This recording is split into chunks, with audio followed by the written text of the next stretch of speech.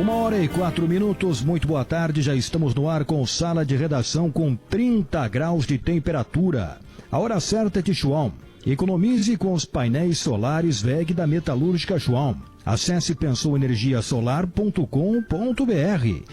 Olha, temos muita coisa hoje no Sala de Redação, além de muito futebol, com o Campeonato Brasileiro em aberto. Ontem teve a vitória do Grêmio, hoje tem o jogo do Inter, mas temos, neste momento, uma entrevista coletiva muito importante do governo de São Paulo e do Instituto Butantan, com o anúncio da eficácia de 78%, da Coronavac, e também o pedido à Anvisa para uso emergencial da Coronavac no Brasil.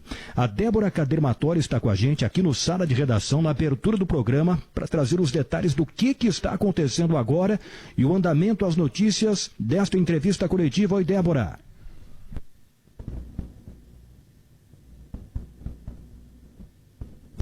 Daqui a pouco a Débora Cadermatori estará com a gente na abertura do Sala de Redação. É para atualizar tudo sobre esta entrevista coletiva que está em andamento em São Paulo neste momento. Já falou o governador João Dória e a gente vai daqui a pouco repassar todas as notícias, e tem esta informação que é muito importante e que é do pedido do Instituto Butantan, a Anvisa, para o uso emergencial da Coronavac no Brasil. Esta informação é extremamente importante. Inclusive, na abertura da entrevista, o governador João Dória voltou a falar sobre o planejamento de, até o dia 25 de janeiro, no dia 25, começar a vacinação. Daqui a pouco a Débora vai trazer estas informações. Guerrinha, Leonardo Oliveira, Maurício Saraiva, Diogo Olivier, Rafael Malenotti, vem aí a vacina, hein? 25 de janeiro é o aniversário de São Paulo.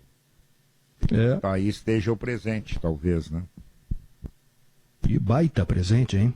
Pô, que baita presente. E também não tem Grenal dia 24, acho. Ô, Duda, tá de volta das férias, hein? Duda Garbi. E aí, Duda?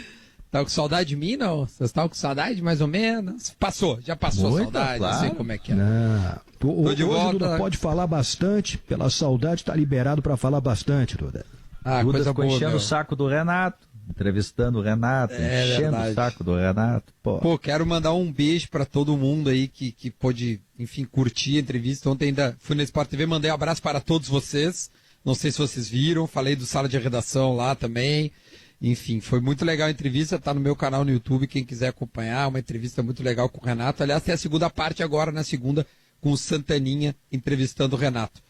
Mas, o Gabardo, a gente falou do Grenal, né, porque, enfim, nesses 6 jogos agora que faltam até a final da Copa do Brasil, ou não, né, porque pode mudar a data, a gente não sabe ainda, é uma possibilidade. Vamos trazer todas as possibilidades de datas aí, Duda. E aí, nesses 6 jogos, o Grêmio arrancou bem, né, embora não tenha jogado um futebol vistoso e tudo mais, mas ele fez a sua lição de casa, se manteve lá em cima, o Renato bate nessa tecla que tá lá ainda disputando. Olha, eu achava que o campeonato não estava em aberto, cara. E aí ontem o São Paulo perde, o Flamengo perde, o Inter se vencer hoje chega ainda mais perto do líder. Olha, eu já não sei mais nada, cara. Eu achava que o São Paulo estava com uma mão na taça, eu já estou achando que está escorregando, Gabardo. Tem gente aí correndo e pode ter surpresa, será? Olha... Será 2008 ao contrário. Eu acho que tá em aberto. Seria boa essa de algum 2008 ao contrário. Para devolver na mesma moeda e a gente seguir falando, olha, no ano de 2020, ficamos X pontos atrás do São Paulo e tiramos. Seria maravilhoso. Sim. Mas se bem que, eu acho que o país inteiro está pensando em... Oi. O São Paulo está com 56 pontos na derrota de ontem para o Bragantino. O São Paulo parou nos 56 pontos. O Atlético Mineiro, que não jogou nesta rodada, é porque o jogo era contra o Santos, que ontem estava na Bombonera atuando contra o Boca. O Atlético Mineiro tem 49, um jogo a menos. Então, São Paulo 56, Atlético Mineiro 49, Flamengo 49. Ontem o Flamengo perdeu, um jogo a menos na comparação com o São Paulo também. Grêmio 48, um jogo a menos. Inter 47, um jogo a menos também. Então, se o Inter ganhar hoje, vai a 50. Diminui para 6 pontos a diferença em relação ao líder São Paulo. Se o Grêmio ganhar o jogo atrasado, que é contra o Flamengo, vai a 51. Fica 5 pontos atrás do São Paulo, com um confronto direto diante do São Paulo, na Arena. Então essa diferença poderia cair para 2 pontos. Eu acho que está muito em aberto por tudo que os clubes que estão liderando o Campeonato Brasileiro estão fazendo. É uma inconstância impressionante. Eu acho que está muito em aberto.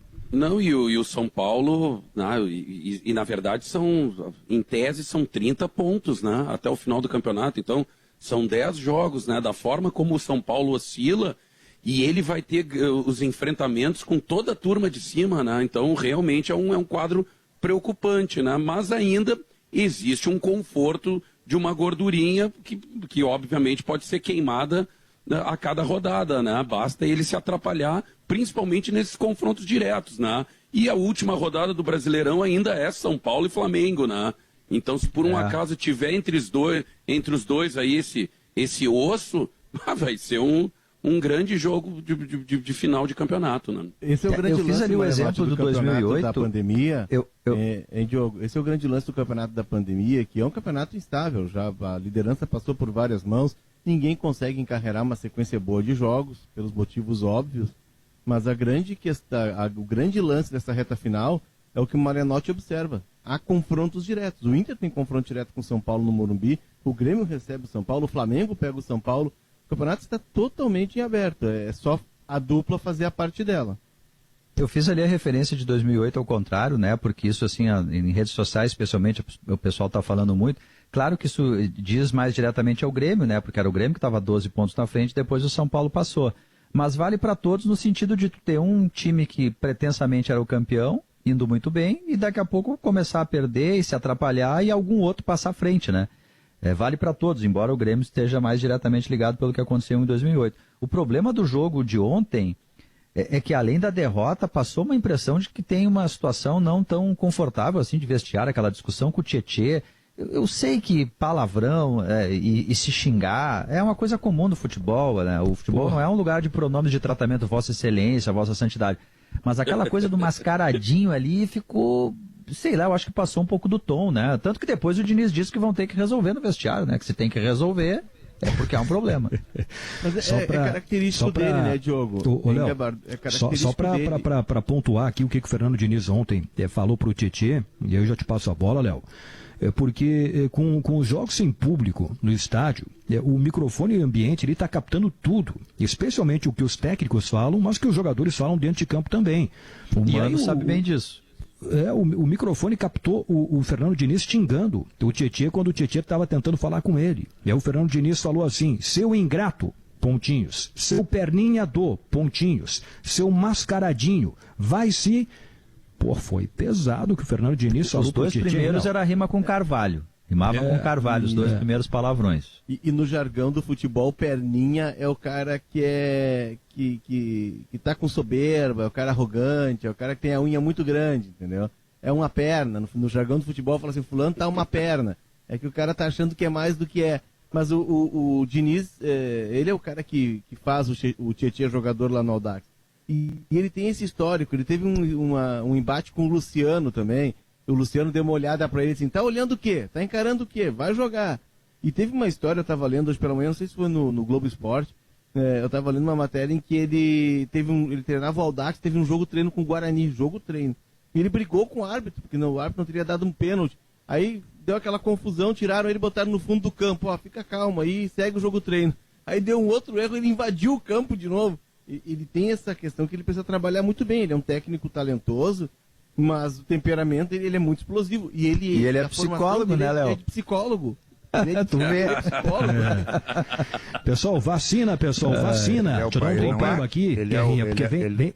Guerrinha, deixa eu só acionar a Débora Cadermatório e já passo a bola para ti, Guerrinha. Vamos para vacina. Brasília, Débora Cadermatório, coletiva do governo de São Paulo, do Instituto Butantan.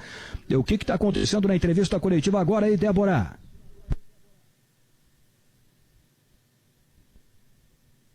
Ih, rapaz, acho que a Débora não quer falar com a gente, hein? Tô aqui. Alô, tô aqui. Oi, Débora. E aí, o que está acontecendo agora na entrevista? Oi, já meninos. Falou o governador João Dória, o pessoal do Instituto Butantan também. O que tem de atualização, por gentileza, Débora? Já falou. O governador João Dória acaba de falar sobre a eficácia, que a gente já informou aqui na programação da Rádio Gaúcha, que ela tem 78% de eficácia nos testes clínicos feitos no Brasil. E o diretor-presidente do Instituto Butantan, Dimas Covas, informou que o Butantan iniciou o processo de registro, iniciou o processo de pedido de uso emergencial. Começou com uma reunião hoje pela manhã e ele informou que está caminhando no sentido de ter o uso emergencial da vacina. A Anvisa informou em uma nota para a imprensa que até o momento não recebeu o pedido de uso emergencial dessa vacina no país. A gente sabe, né, Gabardo, que é preciso dessa autorização da Anvisa para que o Instituto Butantan comece a usar a Coronavac na população brasileira. E aí, a partir do pedido realizado pelo Butantan, a Anvisa então teria 10 dias para liberar ou não essas doses. A Anvisa também informou que a reunião de pré-submissão não é um pedido de submissão, ou seja, não é um pedido de uso emergencial. Precisa ser feito de forma oficial e no protocolo esse pedido. Isso é feito depois que as equipes técnicas checam documentos necessários e a equipe do Butantan vai pedir uma nova reunião para a Anvisa. Tudo indica que esse protocolo do pedido, é uma questão protocolar, que esse protocolo seja feito entre a noite de hoje e amanhã de manhã. Sim, eu não sei se alguém tem alguma dúvida, alguma questão para a Débora. A primeira pergunta que eu faço, o prazo, já foi informado da Anvisa, é de 10 dias, né, para dar a resposta. Isso, para uso emergencial, lembrando que o uso emergencial da vacina é uma autorização da Anvisa para aplicar a vacina para os grupos de risco, incluindo profissionais de saúde e idosos. Já o registro, que o Instituto Butantan pretende fazer também, entrar com esse pedido de registro, aí sim poderá aplicar essa vacina de forma maciça na população. Sim. Isso em São Paulo, Débora? O que? A reunião com a Anvisa? Não, a vacinação no primeiro momento somente em São Paulo? Sim. Lembrando que o Instituto Butantan reservou uma parte dessas doses para distribuir para os estados. Então, se o governador Eduardo Leite quiser comprar doses do Instituto Butantan, ele pode comprar. São 4 milhões de doses reservadas para distribuir para todos os estados do país. O Rio Grande do Sul, se tiver interesse, pode contratar uma parte desses 4 milhões, então, de doses produzidas pelo Instituto Butantan. Segundo Dimas Covas, o Butantan tem a capacidade de produzir 1 milhão de doses por dia. É muita coisa, né, Gabardo? Ah, sem dúvida. Muito bem, olha, notícia muito importante. Débora, a entrevista continua em andamento, né? Qualquer novidade, você volte a nos chamar, por gentileza, aqui no Sala de Redação, combinado? Combinado, Gabardo. Até mais, então. Até mais. Débora Cadermatori, com a entrevista coletiva do governo de São Paulo e também do Instituto Butantan. Guerrinha, acho que agora vai, hein, Guerrinha? É que eu ia dizer que o Fernando Diniz, ele é o paciente, ele não é o psicólogo. Tem que fazer autoanálise, alguém. Ele primeiro precisa ganhar alguma coisa. Ele não ganhou nada até hoje. Ele não tem por que ainda estar com essas unhas compridas, né? Primeiro tem que ganhar. Imagina o perrengue do psicólogo do Fernando Diniz, Guerrinha. Pois aí daqui a pouco ele foi para uma decisão agora contra o Grêmio, não deu um chute no gol com 70% de posse de bola. Aí, se tu puxar o currículo dele esse ano aí, tem desclassificações, olha, risíveis. Onde toma 4, e aí quer dar estouro, quer dar... Não, primeiro ganha, meu amigo. Tu não tem unha ainda para gritar. Fica quietinho, vai. Tem Guerra, tu acha que esse estouro... Passou um tempo, tá? Mas é muito da certeza da classificação contra o Grêmio. Eu não tenho nenhuma dúvida. Claro que é, isso aí. Estava na conta já. O São Paulo, pode conversar com qualquer São Paulino, não tem um São Paulino que antes da decisão... E olha, eu não vou tirar a razão, né? Porque a apresentação que o Grêmio fez contra o Santos, ela era de dar uma confiança para o adversário grande. E aí eu já coloco, como eu estava de férias, eu não sei, certamente alguém colocou isso, a classificação primeiro jogo do Grêmio. Aqui do São Paulo? Não, eu tô dizendo, também, o São Paulo foi melhor que o Grêmio e acabou perdendo. Isso. Mas eu digo assim, o Grêmio eu acho que acaba passando pelo São Paulo porque levou uma chapuletada do Santos. Se é uma derrota, uma desclassificação, tomando um gol, no empate, em pênalti, eu não sei se sacudiria tanto. Agora tu vai dizer assim, então o Guerrinha vai dizer, tá bom, então foi bom tomar goleada. Não, é evidente que não é bom. Mas o que é bom? Tu tirar a lição disso né, desse limão fazer uma limonada, né? Tu conseguir entender que tu tem um time que é inferior e saber disso e fazer com que isso vire a teu favor e tu consiga fazer um planejamento, né? Quando tu muda o time, coloca o Lucas Silva, faz realmente um tranca-rua, né? E, enfim, tudo aquilo lá que a gente já sabe. O Renato, acho que nesse episódio ele foi bem. Já o Diniz tinha certeza e ontem escancarou que ele tinha certeza, sim. O Diniz, de uns jogos para cá, ele deu uma melhorada, né? Mas ele é um treinador faceiro. O time dele tomava muito gol. Aí chamaram ele na conversa lá e disseram, olha, arruma atrás, porque nós estamos sempre tomando muito gol. Ontem ele voltou a ser o Diniz.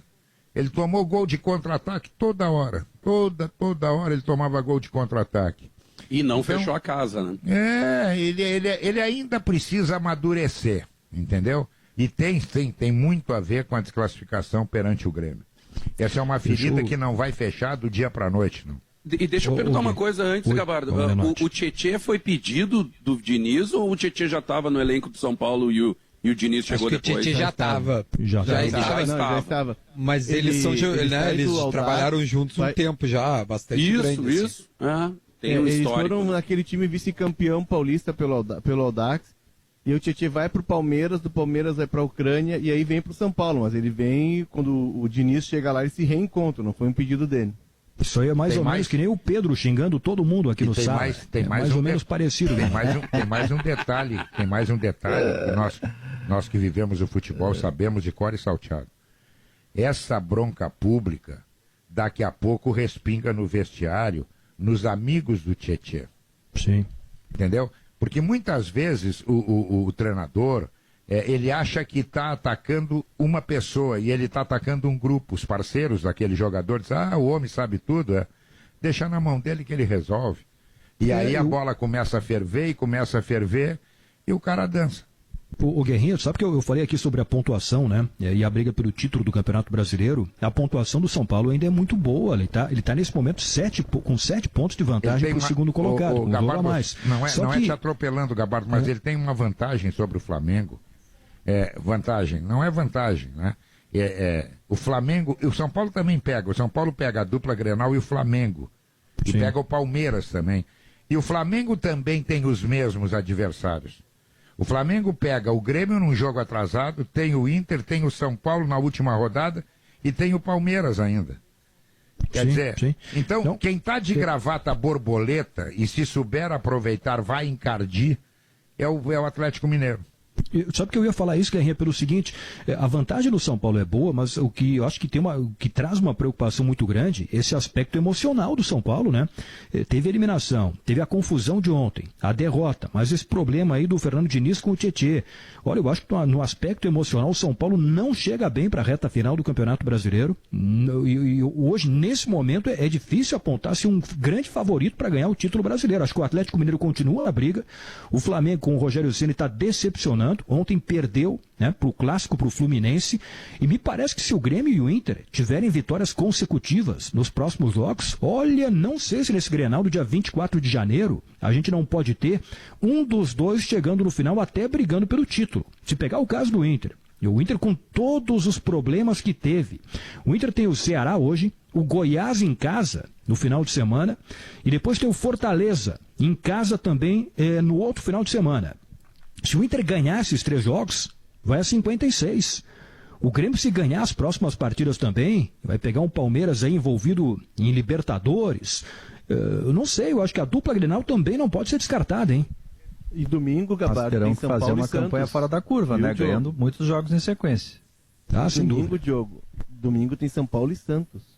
Ou seja, se a dupla, o Grêmio fez os 3 pontos ontem, né? Se a dupla faz 6 pontos nessas 2 rodadas, coloca fogo no campeonato, né? Embora o Santos esteja com a cabeça na Libertadores, mas é um clássico. E o Diniz, pelo jeito, está pressionado. A trajetória do Diniz no São Paulo ela é pontuada por momentos de grande pressão. As mudanças no time, o time é forjado nessas quase quedas do Diniz. Ele vive sempre sob pressão, sob muita cobrança, né? Então é mais um momento de crise que ele vive no São Paulo. E domingo tem esse clássico. Mas o Santos deve mandar o sub-15 para esse jogo, né? Depois do 0-0 com o Boca ontem, né? O Santos já joga quase com o sub-15, Marenotti. Deve mandar o sub-13. Isso é verdade, isso é verdade. Jogar o sub-14, então. Pronto, sub-14. Que... Não, tem o 15, tem o guri aquele, Léo. Como é que chama o guri aquele de 15 anos? O Ângelo. Esqueci o nome. O Ângelo não foi no jogo porque ele respondeu pra mãe dele, a mãe dele deixou de castigo. Não, nesse domingo não vai jogar. Pô, ele jogou contra o Fluminense, um guri de 15 anos, imagina. Tinha que fazer o tema de casa, não podia sair de casa. O Dr. Rafael Reck me escreveu aqui, acho que é um negócio muito interessante. Ele falou sobre o Muricy Ramalho, né? E com essa postura o Diniz não vai durar com o Muricy lá. Mas sabe que eu acho que o Muricy, nessa figura, nesse cargo que ele vai ter, que ele já tem no São Paulo, né? De coordenador técnico, fazendo a ligação do futebol com a comissão técnica, com a direção, eu acho que ele vai ser uma peça importantíssima para resolver esse problema aí do Tietê com o Fernando Diniz. Pela importância que o Muricy tem, pela representatividade que ele tem e pela postura dele, né? Acho que vai ser uma figura fundamental para resolver essa questão aí. Só uma curiosidade, Gabardo, sobre o Diniz, ele estava sem emprego e aí ele ia todos os dias, ele era muito amigo do Dorival, e o Dorival é um grande sujeito, né? O Dorival no meio do futebol é um cara espetacular, assim, aberto, é um baita profissional e um baita colega, assim. E ele, como estava sem emprego, ele ia quase todos os dias ver treinos do Dorival no São Paulo. E ele virou uma espécie de auxiliar, assim, pontual do Dorival.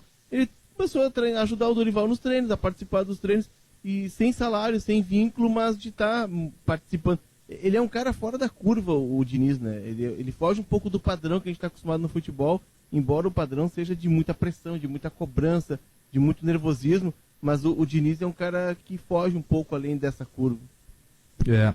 Olha, eu vou fazer daqui a pouquinho o intervalo, e aí eu vou deixar com mais tempo, depois do intervalo, para a gente falar do jogo, da vitória do Grêmio de ontem e do jogo do Inter, hoje contra o Ceará, 7 horas da noite, que é um jogo extremamente importante. Mas só para a gente fechar aqui, antes do intervalo, vocês acompanharam o que teve de jogo ontem, quarta-feira, Grêmio e jogo bom para ver, né? Grêmio e Bahia, o Santos contra o Boca na Bomboneira, e depois o Fla-Flu. Eu estava no estúdio, na Rádio Gaúcha, depois apresentando o balanço final, e como ali no estúdio tem 7, 8 TVs, eu ficava acompanhando tudo que era possível, né? E dei uma olhadinha ali no Fla-Flu, foi um final de jogo emocionante, o Fluminense conseguiu a virada. O que está acontecendo com o Flamengo do Rogério Ceni? Será que o Ceni só dá certo no Fortaleza, pessoal? E o pior, antes do intervalo, foi demitido hoje o técnico do Fortaleza, né? Foi. E no mesmo momento tinha uma reunião do Rogério 9 jogos tinha uma reunião do Rogério Ceni com a direção do Flamengo, que não era para ele ser demitido, é óbvio, né? Mas aí começou lá em Fortaleza. Olha, lá vem o Rogério Ceni de novo pro Fortaleza e tal. Pô, imagina, jogo. Imagina só.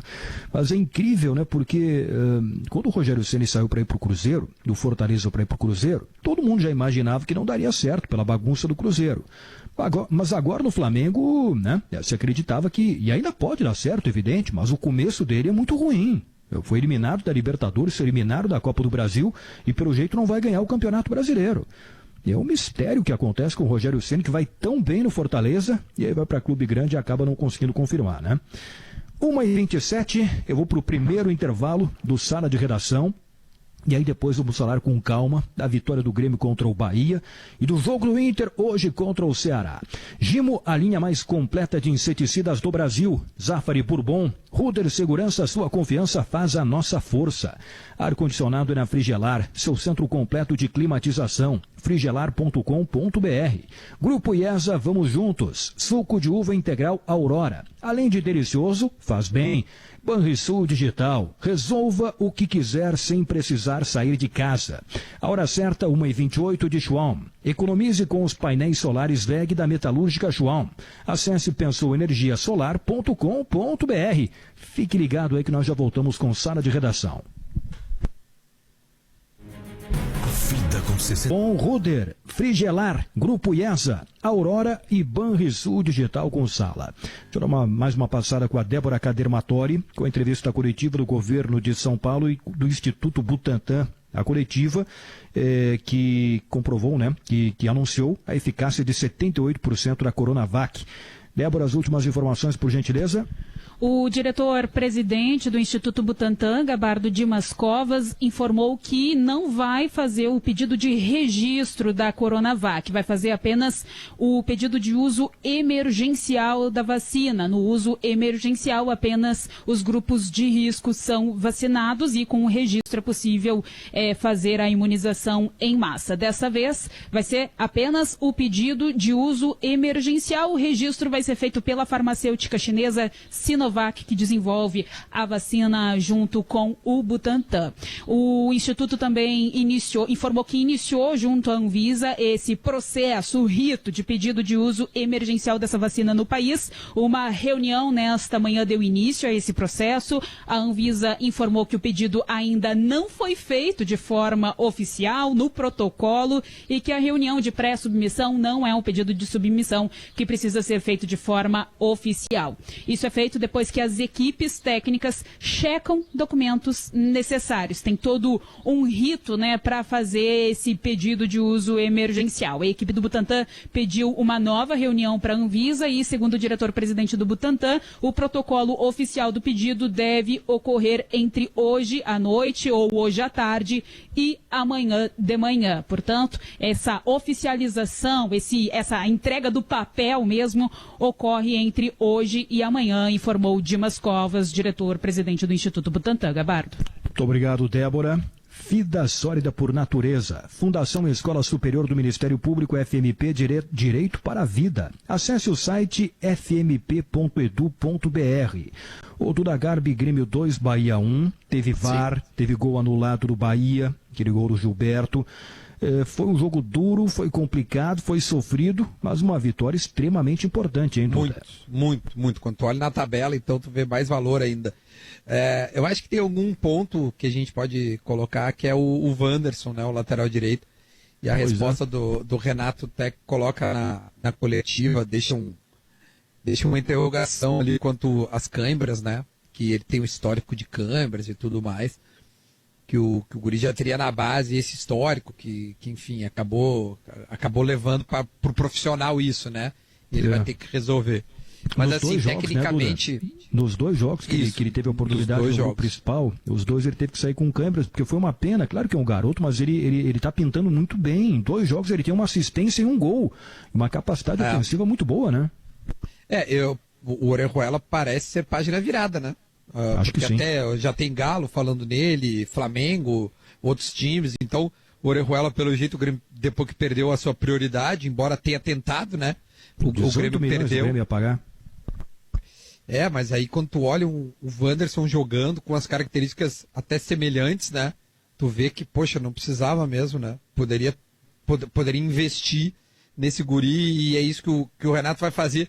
Mas eu tô preocupado com essa situação dele em relação ao seu aproveitamento físico, O que será que acontece? Porque se ele tem um histórico, isso não é de hoje, É recorrente.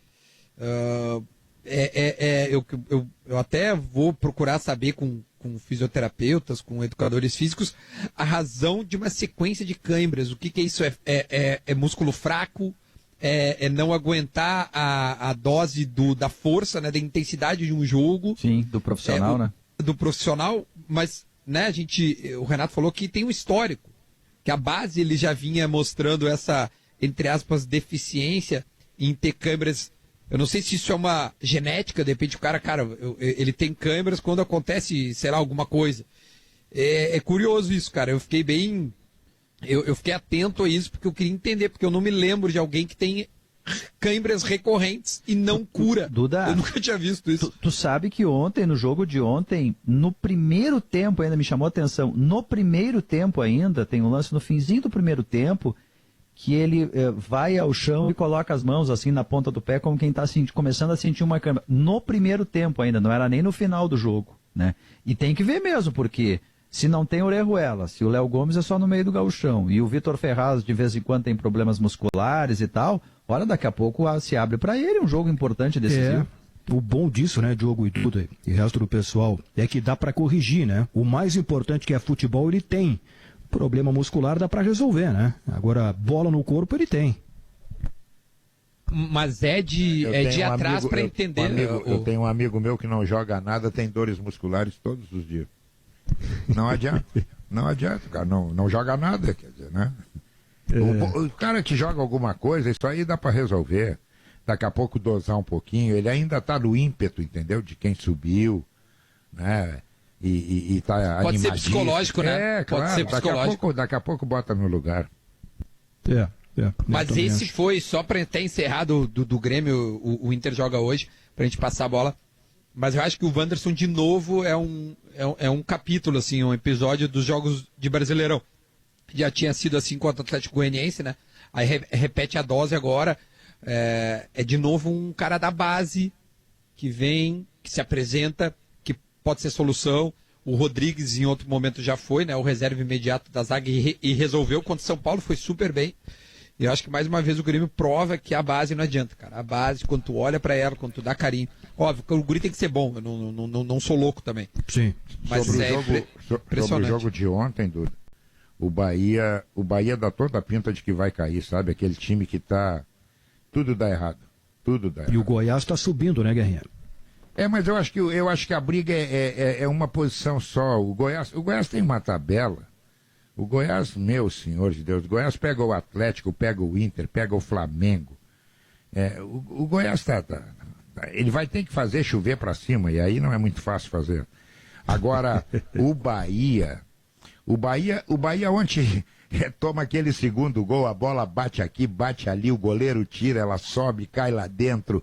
Aí daqui a pouco o lance do VAR é o calcanhar que está na frente, sabe? É todo sintoma de quem vai cair. Que nada dá certo, né? Ele jogou bem e perdeu.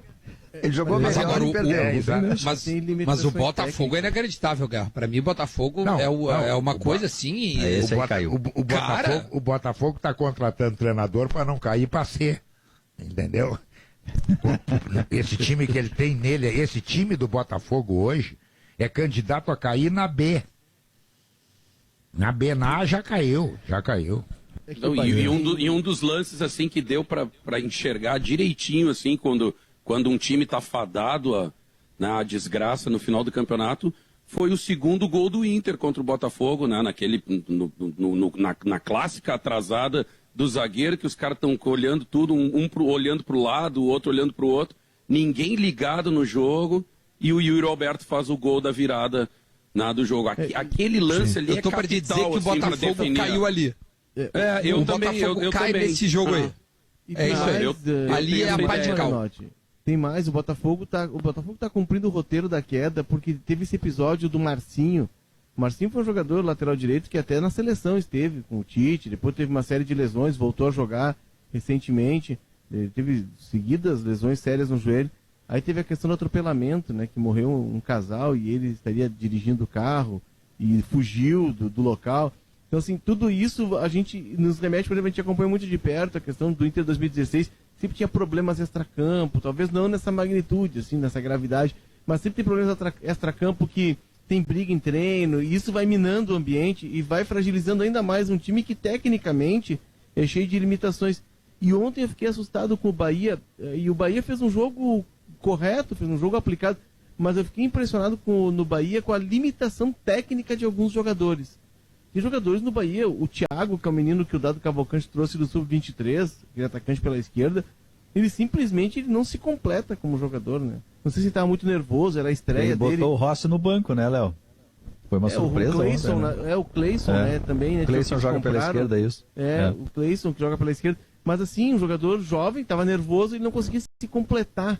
Então assim, ele já não está mais buscando jogadores no grupo, ele já está indo no Sub-23 tentar encontrar uma solução mágica.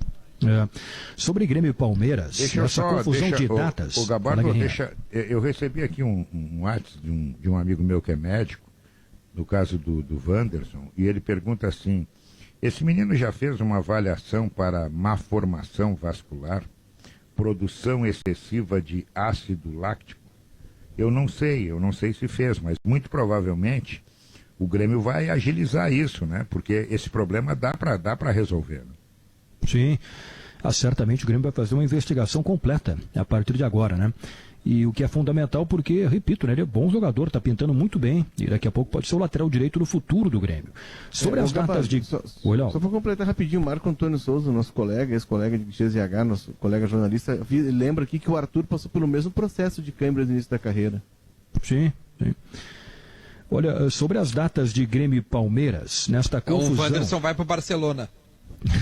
Então fechou. E depois para a Juventus. Quem vai jogar com o Messi vai jogar com o Cristiano Ronaldo. Quem não tem cãibra é o carteiro, né?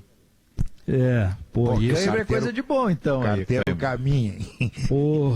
A vida de carteiro não é fácil, né? O cara caminha. E de vez em quando tem o seguinte, né, Guerreiro? Quando o cara tem que entregar a carta e tem cachorro brabo na casa. Daí como é que faz entregar a carta? E quando tem que entregar no quarto andar, só tem escada. Puxa vida. Nosso abraço a todos os carteiros aí que fazem um trabalho que é extremamente importante. Olha, sobre a confusão das datas de Grêmio e Palmeiras, porque, primeiro, terça-feira tem Palmeiras e River Plate, jogo da volta das semifinais da Libertadores. Olha, o que tudo indica, o Palmeiras vai confirmar essa vaga para a final, né? Da Libertadores para o dia 30 de janeiro, jogo único no Maracanã contra a Boca ou Santos. A situação de momento é a seguinte: Palmeiras campeão da Libertadores. O cenário é o seguinte: final da Copa do Brasil entre Grêmio e Palmeiras, adiada para 28 de fevereiro e 3 de março. 28 a ida, 3 de março a volta, se o Palmeiras for campeão da Libertadores e for para o Mundial do Catar. Palmeiras vice-campeão da Libertadores. Se perder a final da Copa do Brasil, ficaria para 11 de fevereiro e 17 de fevereiro. Mudou, adiada, né? Adiada um pouquinho para um pouquinho depois, o que acho que é uma boa medida, um pouquinho depois da final da Libertadores. 11 de fevereiro e 17 de fevereiro. Agora, se der zebra e o Palmeiras for eliminado para o River Plate, aí tem que perder por 4 gols de diferença, 3 gols, se for, por exemplo, 4-1, 5-2 ou 3-0 para o River e para os pênaltis se o River ganhar. Aí, Maurício, fica mantida as datas de 3 e 10 de fevereiro para Palmeiras e Grêmio. Estes são os 3 cenários para a decisão da Copa do Brasil. A coisa mais importante a CBF fez. Ela não podia se enredar na decisão. Ela não podia demorar, ela não podia, por exemplo, fazer alguma coisa que pareceria varziano, do tipo, deixa o Palmeiras jogar no Maracanã a final, se ele não for campeão, está mantido a final para 3 de fevereiro, 4 dias depois. Se ele for campeão, a gente troca lá para a data X. Você não podia fazer isso porque há toda uma operação, mesmo sem torcida, há toda uma logística para você fazer numa final única, com patrocinadores, placas, preparação e tudo mais. Então, a decisão foi tomada com agilidade. E ontem até a gente falava no Hoje nos Esportes, que fosse qual fosse a decisão, ela não seria ideal. Então, qualquer alternativa que se colocasse como possibilidade, ela não seria maluca, não dá para considerar, não, descarta isso aí que é coisa de doido. A pandemia é coisa de doido, 2020 foi coisa de doido, então a CBF desta vez agiu muito rápido e agiu certo. Isto era o mais importante. Da mesma forma como é importante, eu estava acompanhando vocês vendo no carro, um negócio que está acontecendo no São Paulo, o Fernando Diniz, ele já tinha me impressionado negativamente quando o Grêmio elimina o São Paulo no Morumbi e ele se altera. Ele fica num estado de deformação das feições do rosto para reclamar da arbitragem por 1 minuto a mais de acréscimo. Aquilo já me soou demasiado. Ele perde o centro muito fácil, o Fernando Diniz. E aí ontem nós temos um episódio em que o microfone capta ele falando com o Tietê, que é um jogador seu desde os tempos do Audax, portanto é um jogador da confiança dele.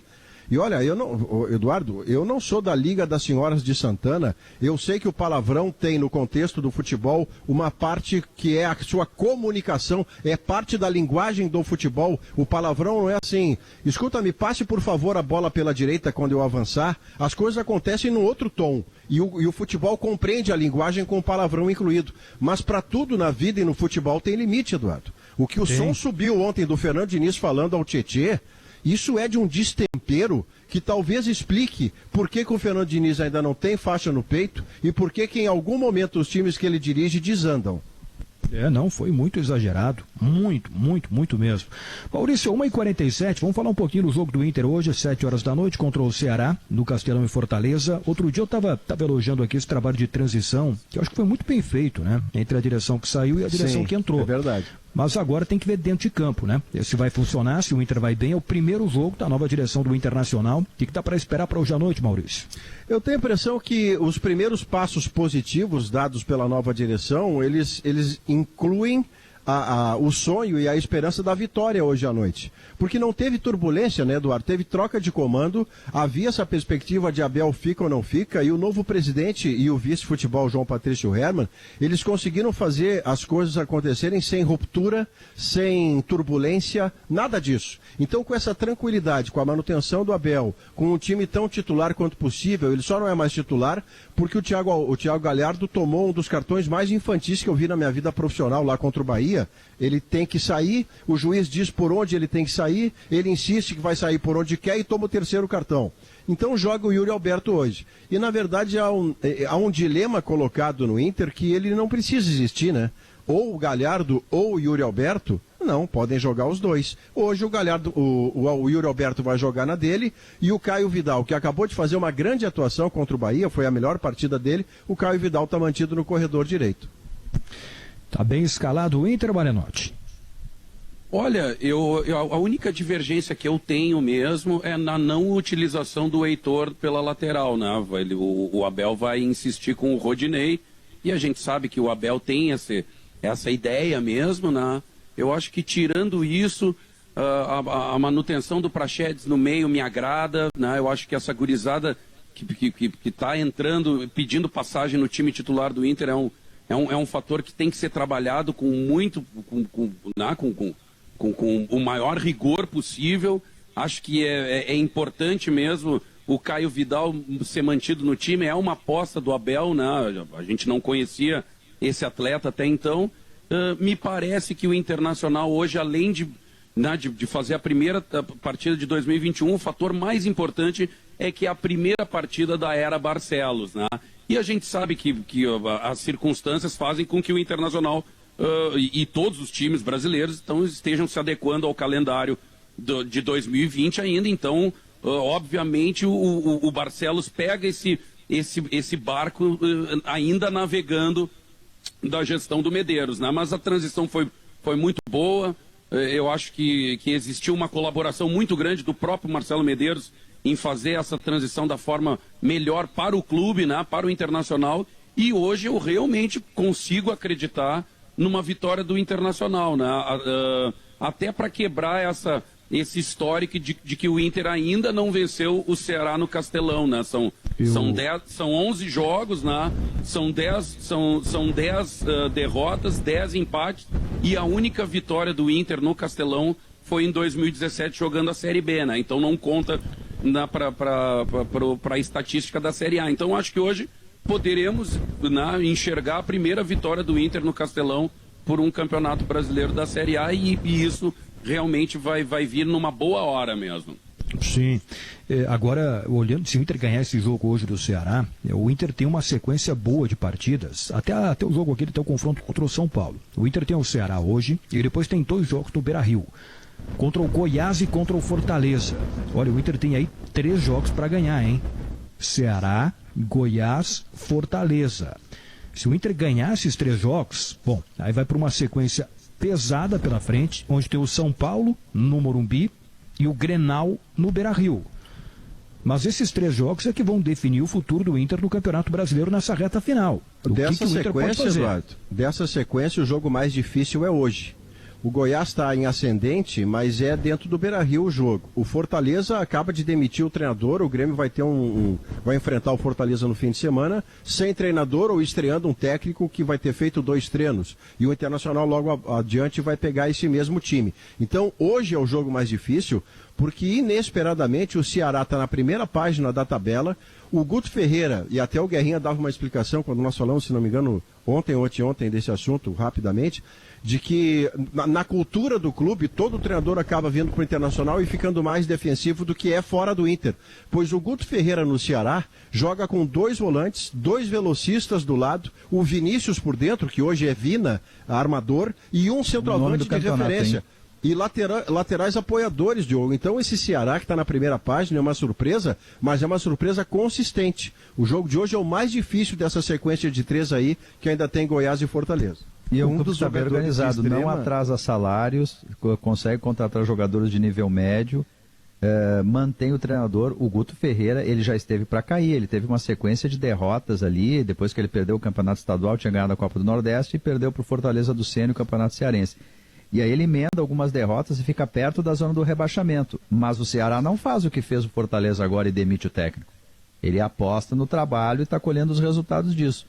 Ele se reorganizou ali, o Ceará. Ele se reorganizou.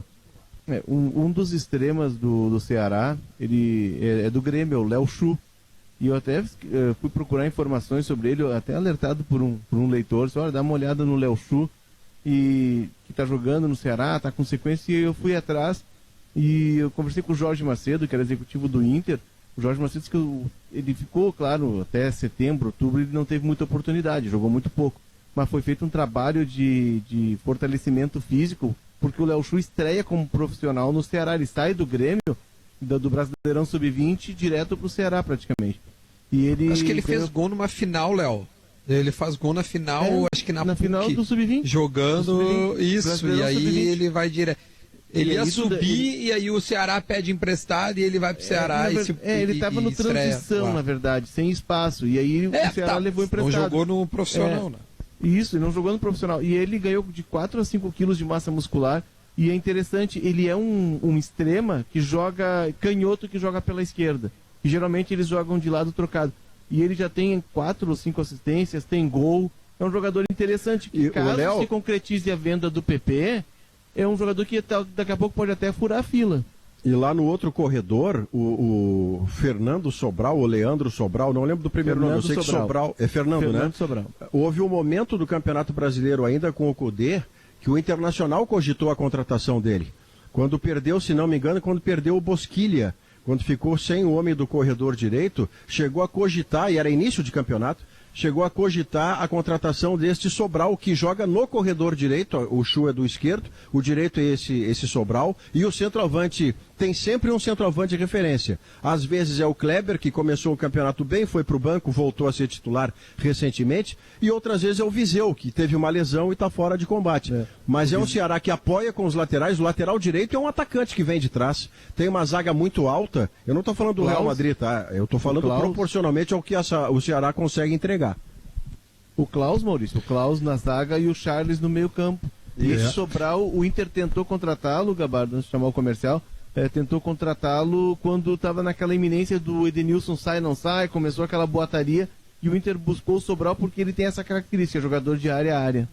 É verdade. E o Ceará faz tudo isso com 3 milhões de folha salarial. 3 milhões. Eu estava vendo aqui um papo que eu fiz com o Jorge Macedo, 3 milhões a folha do Ceará. A do Inter e do Grêmio é 8 ou 10 milhões no mínimo, no mínimo. É uma campanha muito segura que está fazendo o Ceará. Zé Pneus, 25 anos rodando com você. Semanalmente a gente recebe um ouvinte ganhador da promoção Você no Sala de Redação aqui no programa. Mas em função da pandemia do coronavírus, nós do Grupo RBS estamos tomando medidas para preservar a saúde dos nossos colaboradores, parceiros de negócio e ouvintes. Por conta disso, estamos mantendo a seleção do Você no Sala de Redação. Mas a participação da pessoa selecionada para o programa será postergada até que a situação seja normalizada. Contamos com a compreensão de todos. Promoção comercial autorizada pela Cefel. Confira o regulamento completo no blog Promo no Ar. A promoção é da Rádio Gaúcha. Vida Sólida por Natureza. Fundação Escola Superior do Ministério Público, FMP. Direito para a Vida. Acesse o site fmp.edu.br. Claro, seu 2021 conectado com tudo o que você ama. Vai construir ou reformar? A Manco Vavin tem soluções completas para toda a obra. Um intervalo, notícia na hora certa e já voltamos com Sala de Redação. 2 horas e 3 minutos. Dimo, a linha mais completa de inseticidas do Brasil. Zafari Bourbon, Ruder Segurança, sua confiança faz a nossa força. Ar-condicionado é na Frigelar, seu centro completo de climatização. frigelar.com.br. Grupo IESA, vamos juntos. Suco de uva integral Aurora. Além de delicioso, faz bem. Suco de uva integral Aurora. Banrisul Digital. Resolva o que quiser sem precisar sair de casa. O Pitaco do Santaninha para Zé Pneus, 25 anos rodando com você. Teve um joguinho nas férias aí, Santaninha? Será? Acho que não, hein? Foi fumar. Continua jogando. Não parou. As férias acabaram, mas continua jogando. O Maurício... Fora do jogo não tem salvação. Não Fala, tem. Eduardo. Maurício, vai ter final brasileira na Libertadores, Maurício? Eu ainda não estou convencido em relação ao Santos, porque este Boca Juniors, ele é uma espécie de... Eu não sei que bicho é, como é? O Fênix. O Fênix renasce das cinzas. O Boca não chega a Fênix, né? É que eu tinha um time de botão, o Diogo, chamado Fênix, e era no masculino meu time do botão, mas é a Fênix. Era um time ruim, né? Era um time ruim que tinha que sempre se superar isso. Não, era um time pretensioso. Eu fiz uma seleção do mundo, Diogo. O meu time era a seleção do mundo e chamava Fênix. Tinha volante? Tinha um volante, mas ele era bom para dedéu. Se não me engano, era o Clodoaldo. Deixa eu dizer para você o seguinte... esse time do Boca Juniors, ele já mostrou contra o próprio Internacional que ele não é o melhor Boca Juniors dos últimos anos, muito, muito longe disso. Mas é um time que não tem diferença nenhuma de CEP. Ele não muda nada se joga fora, se joga dentro. O Santos recentemente conseguiu contra o Grêmio um resultado extraordinário fora e outro dentro de casa, mas depois... Ele foi fazer contra o Boca Juniors ontem um jogo em que até poderia ganhar se o pênalti de cartilha que o Marinho sofreu tivesse sido marcado. Ao mesmo tempo, não se dá pênalti no Marinho hoje em dia porque árbitro se conversa, né? Árbitro tem grupo de WhatsApp. Então eu não duvido que haja um comentário entre eles dizendo assim, olha, cuidado com esse Marinho 10 do Santos, viu? Se o cara chegar perto, ele pula. Então o Marinho ontem pagou esse preço. Ele sofreu o pênalti, para mim é pênalti de botar em concurso, em curso de arbitragem, não foi marcado e o Santos poderia ter saído de lá com uma vitória de 1-0. Mas eu ainda não estou convencido de que a final é brasileira. Eu só estou convencido, porque a matemática me convenceu, de que o Palmeiras estará na final. Mas o Santos eu ainda não sei não, viu, Dado? Sabe que os áudios divulgados... Eu notei uma coisa nesses dois jogos entre os argentinos e brasileiros. Nós sentimos muita falta da torcida. Mas os argentinos sentem mais. O Boca não é nem sombra, já não tinha sido contra o Internacional. Eles sentem muito a falta daquele grito, daquele empurrão da bomboneira. Ele não consegue ser agressivo, entendeu? Ele é um time que vira um time igual aos outros. Quando a gente sabe que dentro da bomboneira, ela lotada, o Boca se transforma. Então os argentinos sentem muito mais falta de público do que a gente, hein? Mas o River vinha ganhando bem. Olha, Guerrinha, falando artisticamente falando, né, que é o meu caso, é como eu faço as minhas lives, assim, né? A gente se reúne, inclusive, durante a pandemia mesmo, com todos os protocolos de segurança, a banda se reuniu, todo mundo de máscara, né, distanciado, cada um tocando no seu canto, mas, cara, tu não ter o público... a gente se matou fazendo show e tal, fez o mesmo show, né, que costuma fazer, mas, cara, falta esse ingrediente assim que pro artista é fundamental e que eu tenho certeza que pro jogador de futebol também é. Né? Então eu comparo mais ou menos esses dois universos, Guerrinha. O Malenotti, tem mais um detalhe que a gente também precisa considerar nos jogos do meio da semana entre River e Boca. Os dois tiveram um clássico intenso na semana passada. E não pouparam. É verdade. E fizeram um baita jogo, né? 2-2, né? Então, eu acho que o Palmeiras está liquidado o assunto. Agora, o Santos que ontem merecia ter ganho, sim, a arbitragem errou no lance do Marinho. O Santos tem uma desvantagem, né? Qualquer empate com gols, ele não fez gol, né? Ele não fez gol qualificado. Não, mas eu ia dizer antes ali, Guerrinha, foram divulgados os áudios do papo do VAR com o árbitro principal. E para os árbitros ali do VAR, foi choque normal, Guerrinha. O Maurício, eles não acharam que o esquerdo, né, se eu não me engano, que era o jogador, projeta o corpo no Marinho. E eu acho que ele fez isso, né? Eu acho que foi pênalti também. Eu acho que foi pênalti também. Mas eles acharam um choque normal. Agora, o Boca, o Guerrinha, ele já não estava jogando tanto assim. Nos enfrentamentos com o Inter, ele já foi inferior, tanto na Bomboneira quanto no Beira-Rio. Eu, de minha parte, me decepcionei um pouco aí com os dois argentinos, que a gente achava os times de grife, novo superclássico para decidir Libertadores. eu acho que eles deixaram bastante a desejar, muito a desejar. Mas ia ser legal uma final brasileira, né? O Palmeiras, porque você teria com Palmeiras e Santos um retrato de duas modalidades de fazer futebol, para deixar muito claro que não existe sempre, nem no futebol nem na vida, um caminho só para as coisas. O Palmeiras com esse caminhão de dinheiro, com uma folha salarial de 2 dígitos, fazendo contratações, promovendo base, o Palmeiras com todo, digamos que com todo o cardápio apropriado e mais comum de as coisas darem certo. E o Santos é um caso de DVD, de livro. O Santos tem presidente deposto, os jogadores elegem, entre aspas, o Cuca como seu presidente. O Santos elimina o Grêmio, que era melhor time do que o Santos. Tem salário atrasado, um jogador que condicionou a sua participação nos jogos contra o Boca à venda para o Benfica, que é o zagueiro Veríssimo, um dos grandes zagueiros deste país. O Marinho, que era um jogador renegado, depois vai para o Grêmio, não consegue jogar, vira a camisa 10 do Santos. A 10 do Santos era do Pelé, senhoras e senhores do Conselho. Surdo de Covid. O outro craque, Diogo, do Santos, é um venezuelano de 1,5 metro de altura. Então o Santos é a anti-história. E se estiver numa final, vai ser bonito de ver, sabe, o confronto dessas escolas, dessas possibilidades de ter sucesso em futebol profissional de alta performance. Lembrando que a final da Libertadores está marcada para o dia 30 de janeiro, final única no Maracanã. Pô, imagina só se fosse em condições normais, hein? Sem pandemia ou com vacina, né? Mas até dia 30 de janeiro não tem como pensar nisso. E vai ser sem público, obviamente, né? A final da Libertadores. Mas imagine uma final entre 2 clubes brasileiros em jogo único no Maracanã. A festa que não seria, hein? É verdade. E lembrando que esse modelo de final única, de Libertadores, ele veio para ficar. Em breve, eu acho que não vai demorar muito, não. A Conmebol vai anunciar as sedes das finais em jogo único da Libertadores de 2021, 2022 e 2023. O Beira-Rio está na disputa e, pelo que eu vejo assim de informações de bastidores na Conmebol, pode ser, acho que em 2021 é impossível porque não vai ser no Brasil a final. Eles vão pegar outro país, talvez a Argentina. Mas 2022. Em algum momento 2021 vai ser 2021, né? 21? Não, a de 20, né? Ah, tá, você está pagando a temporada correspondente, entendi. Vamos lá. Isso. Aham. A final da Libertadores de 2020 vai ser no Maracanã, só que vai ser realizada em 2021, no dia 30 de janeiro, nessa confusão do calendário, né? Mas nos próximos dias, acho que, ou talvez próximas semanas, a Conmebol vai anunciar a sede das finais da Libertadores de 2021, 2022 e 2023. A de 2021 em dezembro de 2021. E o Beira-Rio está na disputa, é um dos candidatos.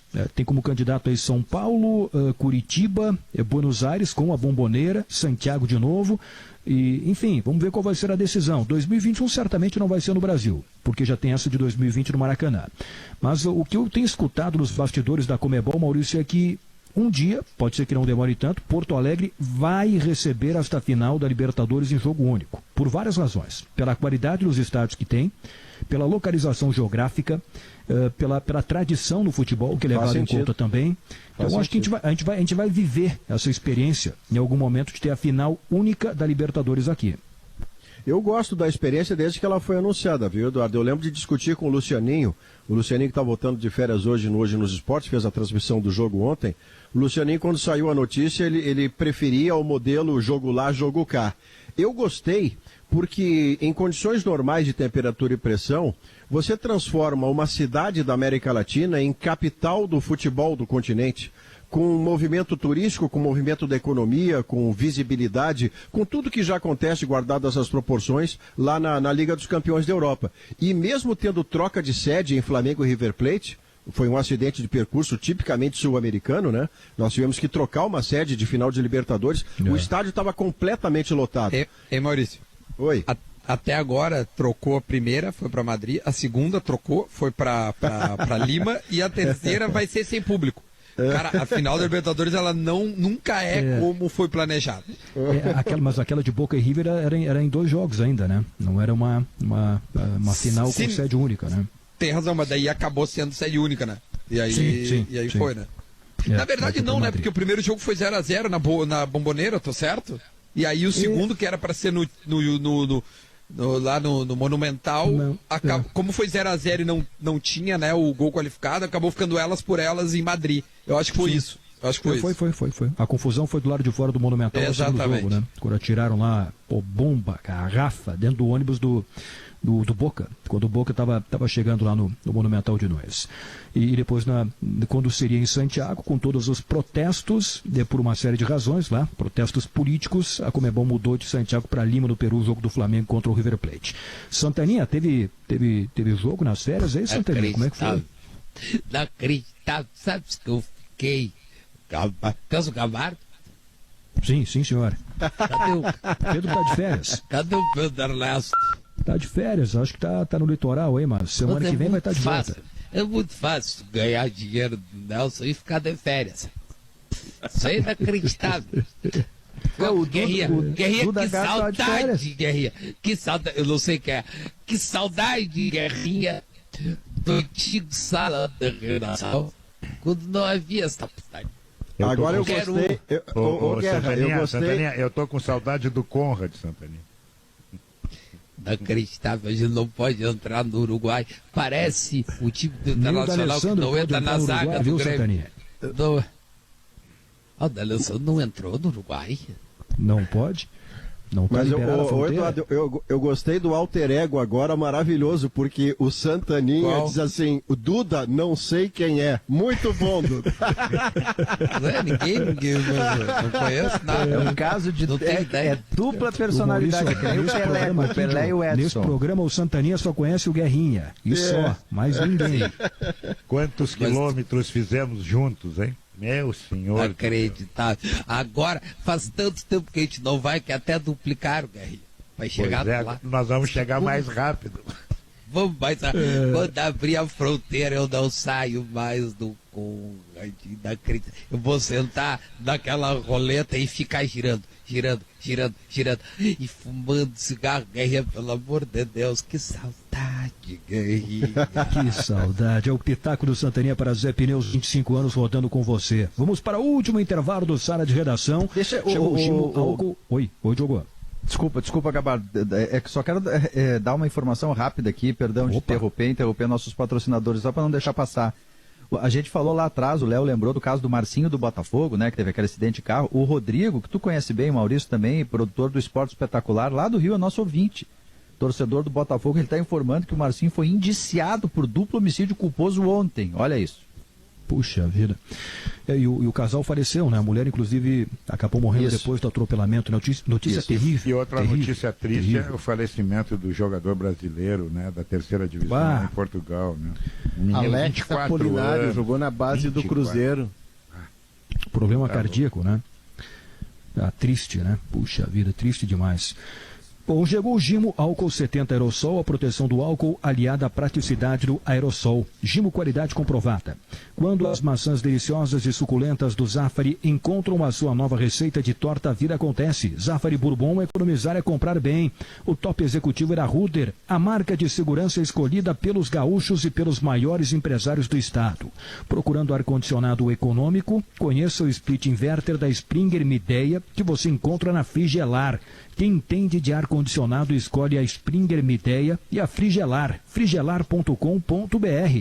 Grupo IES apresenta novo Nissan Versa, um sedã com tudo que você nunca imaginou, a partir de R$ 74.500, só na IESA Nissan.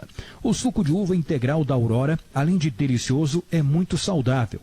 Não tem adição de água e nem açúcar, e nenhum tipo de corante. Você se refresca a qualquer hora e ainda aproveita todos os benefícios da fruta para a sua saúde. É sabor de uva de verdade, até a última gota. Beba saúde, beba suco de uva integral Aurora. Precisamos manter os cuidados no verão. Use o app Banrisul Digital para resolver o que quiser sem sair de casa. É rapidinho, já voltamos com Sala de Redação, com a parte final do programa, com a participação do Escola. 2h21, parte final do Sala de Redação desta quinta-feira. Lembrando que hoje, 7h da noite, tem o jogo do Inter contra o Ceará, lá no Castelão. A gente falou bastante sobre este jogo aqui no programa. E depois, hoje também, 9 da noite, tem Atlético Goianiense e Vasco. É o Luxemburgo, olha o Luxa de volta no Vasco. E eu tô lendo uma notícia, Guerrinha, olha a notícia que eu tô lendo aqui, Antes da estreia de Luxemburgo, Vasco reduz atrasados e quita salários de outubro do elenco. Pô, outubro, Guerrinha, ainda falta novembro e dezembro. E o 13º. Também. E férias, porque os clubes têm que pagar as férias agora em dezembro também, né? Embora eles tenham tirado lá atrás. Outubro de 2020, mas, né? Não é 2019. Mas não deixa de ser um oxigênio nessa hora, né? Tudo ajuda, né? O problema é o Vasco dentro do campo. Mas vai escapar, Guerra. Eu acredito que com o Lucha e com o salário mais em dia, vai escapar em 16º. Vai pro Photoshop, né? Exatamente. Botar o tubo, né? Tira o tubo, bota o tubo. E na Série B do Campeonato Brasileiro, essa semana a gente falou bastante, né? Porque, puxa vida, o Juventude teve uma derrota para o Cuiabá, mas está na briga, continua em 4º lugar. E amanhã tem o Brasil de Pelotas contra o Avaí, o jogo no Bento Freitas. Se o Brasil ganhar, vai a 47. O Juventude volta a jogar na próxima rodada contra o Brasil de Pelotas. É o jogo do Fico amanhã, né? O do Brasil de Pelotas amanhã é o jogo do Fico. Ele vai a 47, ele não corre mais. Hoje ele já não corre virtualmente em risco de rebaixamento. Mas indo a 47, ele não correrá mais de maneira alguma. E o que isto vai impactar positivamente é que o Brasil vai para o ano que vem para fazer um gauchão melhor do que o desse ano, que foi horroroso. Ele mantém o seu cronograma, tanto quanto possível, de conclusão da reforma do seu estádio e vai ter mais um ano de cota de Série B para reforçar um pacote de novos sócios, né? Até bem pouco tempo o Brasil tinha 4.000 sócios. Olha isso, para um clube que está na Série B do Brasileirão é muito pouco. Mas se ele ganhar agora, como depois pega o Juventude e é no Bento Freitas, se eu não me engano, o jogo, impacta imediatamente. Bom, aí o Brasil, imagina o Brasil na reta final ganhando agora e depois ganhando o Juventude que está instalado no G4. Ele vira candidato a subir. Eu estou lendo aqui que o Cruzeiro já começou o planejamento para a temporada 2021, porque já percebeu que não vai subir, né? Para a Série A, porque está fazendo uma campanha apenas regular, muito abaixo do que poderia na Série B deste ano. Então o Cruzeiro vai dar 15 dias de férias, depois que terminar a Série B, e o Filipão está tendo uma série de reuniões com a direção do Cruzeiro e já definiram algumas prioridades. Deixa eu ver aqui as posições que o Cruzeiro vai buscar. Estava ameaçando não ficar aí, Eduardo. Eu vi uma notícia na internet de que dependia de algumas condições para ele cumprir o contrato até o fim. Pois é, eu vi essa notícia aí também. Mas agora estou vendo essa aqui que o Filipão está tendo uma série de reuniões lá, traçando esse planejamento para reforçar o grupo para o ano de 2021. Enfim, vamos ver como é que vai ficar essa situação, né, Maurício? Mas olha, o Cruzeiro fez uma campanha, mesmo com os pontos que perdeu na FIFA, nem assim daria para subir. O Cruzeiro tem 41 pontos, ele tinha perdido 6, põe mais 6 dá 47. Com 47, ficariam faltando 5, porque o Juventude tem 52 neste momento. Que campanha ruim do Cruzeiro, hein? Nos pontos corridos é o primeiro grande que dobra na Série B, né, Diogo? Porque o que aconteceu antes com o Fluminense da B para C era uma outra modalidade de campeonato. Ele agora está sendo o primeiro gigante e ainda mais com uma cereja azeda do bolo, Diogo. Ano que vem é o centenário. Aliás, este ano é o centenário do clube. Os caras vão estar na B no centenário. Tu já colocou 6 pontos a mais para ver? Coloquei. Porque ele está 41, né? Ficaria 47. 47, 5 a menos com a Juventude, que hoje é o 4. Não dá G4. Não dá G4. Não dá G4, mas ao menos brigaria, né? Sem os 6 pontos é impossível mesmo. Com o Atlético, e ainda por cima com o Atlético disputando o título e construindo estádio novo lá, enfim, com seus mecenas. Esse é o verdadeiro caso que perderam todos, né? Perdeu o time, perdeu o técnico e perdeu a direção, que não pagou conta. Eu ia só ali, Léo, dizer rapidamente que o Juca Kfouri tem uma expressão muito boa. Um time como o Cruzeiro não subir logo depois que cai é um novo rebaixamento. O Cruzeiro, para mim, foi rebaixado de novo para a Série B esse ano. Cada ano que ele permanece na Série B, para mim, equivale a um rebaixamento. E eu lembro que a gente tratava disso no início do ano, no sala, de que o Cruzeiro, né, e até foi motivo de muito debate nosso, e eu dizia, olha, o Cruzeiro é um time que pode ser o primeiro grande a não subir. Porque até o Botafogo, quando bateu na Série B, voltou no ano seguinte, né, com todas as suas limitações financeiras e tal. E o Cruzeiro, a crise é tão profunda que o último balancete apresentou resultado negativo de 343 milhões. A dívida do Cruzeiro, ela passa de 1 bi. Eu não sei como é que o Cruzeiro vai sair desse buraco. E tá o Cruzeiro quer vender o Orejuela para o Atlético, Léo. O Cruzeiro está querendo vender o Orejuela para o Atlético Mineiro atrás de dinheiro, olha isso. Então, e não tem receita de TV, precisa olhar né? pro vizinho, porque se continuar nesse ritmo, daqui a pouco é ele. A conta vem, ninguém dá dinheiro para ninguém. Não, justamente por isso que eu acho que o Atlético Mineiro vai colocar o pé no freio. Acho, né? Acho que vai colocar, mas é difícil. Os caras já deram a luz aí, o Sampaoli pedindo contratação todo dia, né? Nós vamos ver como é que vai ficar. O Cruzeiro, o drama do Cruzeiro é que o Cruzeiro não tem cota de TV. Pô, a cota de TV da Série A do Campeonato Brasileiro é uma receita importantíssima para qualquer clube. Se pegar o caso do Juventude aqui, o Juventude vai passar, se subir, né, para a Série A, vai passar de uma cota de TV que é de 7, 8 milhões de reais por ano, por uma cota de entre 25 e 30 milhões de reais por ano. Sai de um apartamento e vai para uma mansão, né? Quer ver isso em números, Gabardo? Tu quer ver isso em números? De janeiro a setembro, tá, de 2020, em comparação a 2019, a queda de receita do Cruzeiro ela foi de 153 milhões. Só de TV é metade desse valor, 77 milhões. Puxa vida. É por isso que eu entendo que é bom subir, mesmo que tu vá cair depois, um time médio ou pequeno. É bom subir, nem que seja um aninho só na Série A, põe a mão numa grana. Tu sai do para reforçar esse assunto todo... Tu sai do kitnet para uma cobertura, não? É isso. E aí, Marenotti? Gabardo, só para ilustrar ainda mais o pavor dos cruzeirenses, ontem foi um dia com bastante futebol para a gente assistir, né? De manhã teve o Sampdoria e Inter, né?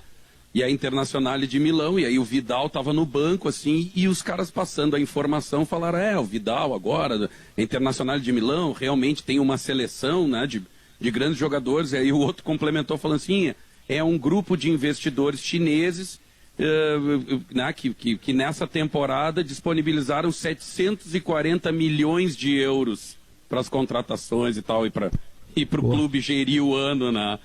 Sim, e tu pensa na realidade da turma aqui, né? É muita grana. 2h29, Daniel Scola está chegando com o Gaúcha Mais. O Scola já terminou, né, a entrevista coletiva do governo de São Paulo e do Instituto Butantan. Certamente tem muita repercussão no Gaúcha Mais a partir de agora. Daqui a pouco o Scola vai estar com a gente. O Scola não quer falar contigo, isso é perigoso. Gabardo. Acho que tem alguma coisa aberta aí. Te cuida. Mas certamente isso será assunto no Gaúcha Mais, porque, repetindo a informação, né, Diogo? Aí está aí o sinal de 2h30. A gente teve uma entrevista coletiva com uma notícia muito importante, né? Lá da coletiva do governo de São Paulo, do Instituto Butantan, com a eficácia de 78% da Coronavac. E o pedido para a Anvisa, né, que deve dar uma resposta para o uso emergencial da vacina em até 10 dias, o que significa que até o final de janeiro poderemos ter vacinação começando lá por São Paulo. Então, certamente, isso será atração no Gaúcha Mais, que está chegando com o Daniel Scola. Se o Scola tiver ok, aí é só chamar a vacinação, que deve começar no dia 25 de janeiro. O Scola e a Kelly Matos, que estarão no comando do Gaúcha Mais a partir de agora. Pessoal, valeu. O Scola ouviu 740 milhões de euros e foi para Milão já. Que é isso? Tô aqui, cara. Alô. E aí, Scola? E aí, Gabardo? Pô, se tivesse esse dinheiro aí. E aí, pessoal, tudo bom? Quem me dera. Eu vou dizer só uma coisa para vocês. Agora vai. Agora vai, né? Agora vai, né? O Scola... Então dá pra dizer que hoje é um dia histórico, assim, definitivamente teremos a vacina, isso. Ou no máximo daqui 10 dias, né? Quando a Anvisa vai dar a resposta sobre a vacina.